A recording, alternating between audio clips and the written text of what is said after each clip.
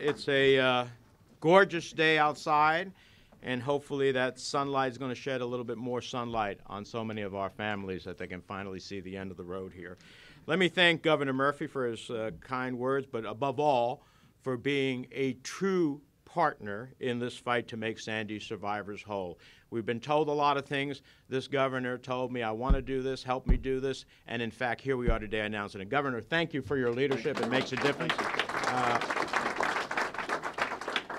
To my dear friend, Chairman, not just Congressman now, Chairman Pallone, chairman of one of the most powerful committees in the House of Representatives that inures to the benefit of New Jersey and was just a tireless champion from the day after the storm till this day. He's just an extraordinary public servant, and all of those who have the shore are fortunate to have him.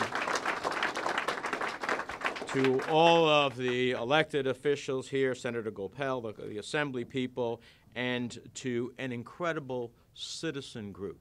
Sometimes we wonder in our lives and in our civic enterprise whether or not people can make a difference. I'll tell you, the New Jersey Organizing Project makes a huge difference, and it's their leadership that has been extraordinary.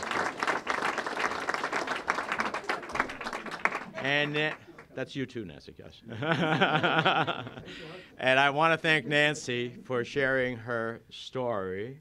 And I understand the emotions that run through it. So we're very fortunate to have you here, and hopefully this will be the end of a long struggle.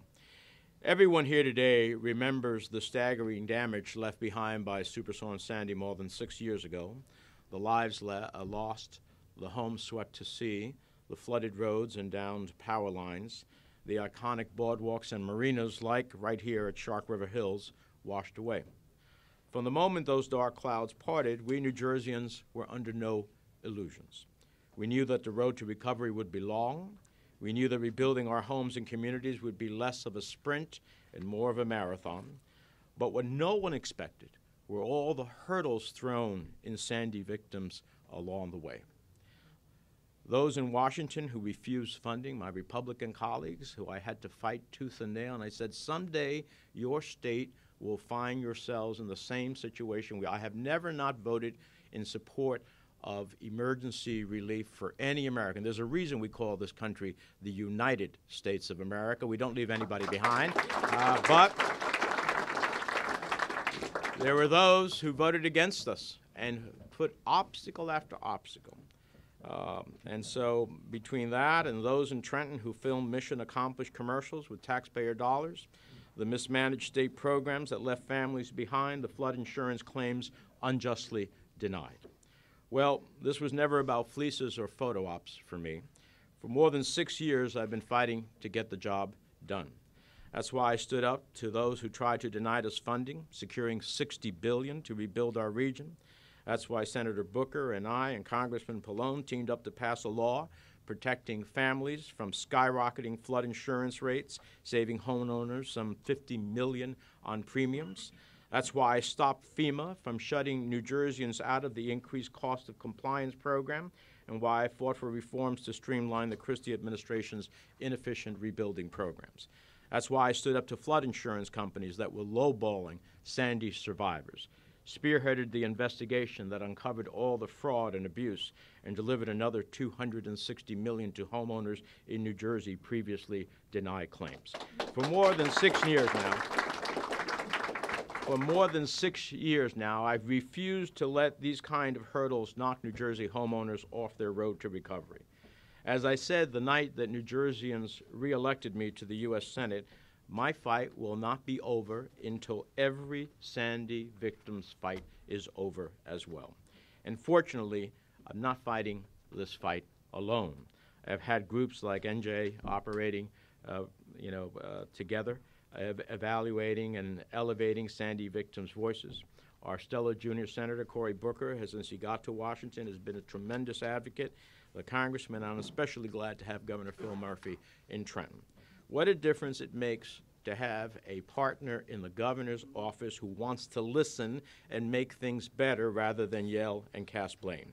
He's righting the wrongs of the past and working to make sure no one is left behind.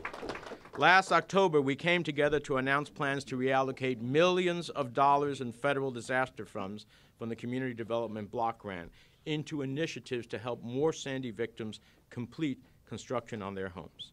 And today we're glad that after our urging on behalf of the congressional delegation, the Department of Housing and Urban Development gave us the green light to move forward. This combined $100 million in funding will help lessen the burden on Sandy victims still struggling to rebuild their homes, with rental assistance to help New Jerseyans trying to pay rent and a mortgage, as well as the elimination of the $150,000 cap on grants for homeowners to finish rebuilding, repairing, and elevating their homes. So the 1,200 or so New Jerseyans who remain in the state rebuilding program have been through hell and back again. Some were defrauded by their building contractor. Some had to spend tens of thousands of dollars fighting flood insurance companies in court. Some remained paralyzed by the fear of dreaded clawback letters. These Sandy survivors have faced many difficult obstacles. But at the end of the day, they all share the same dream of returning home and getting on with their lives. Their marathon is not yet over, but today I see the finish line on the horizon, and the day they can return is within reach.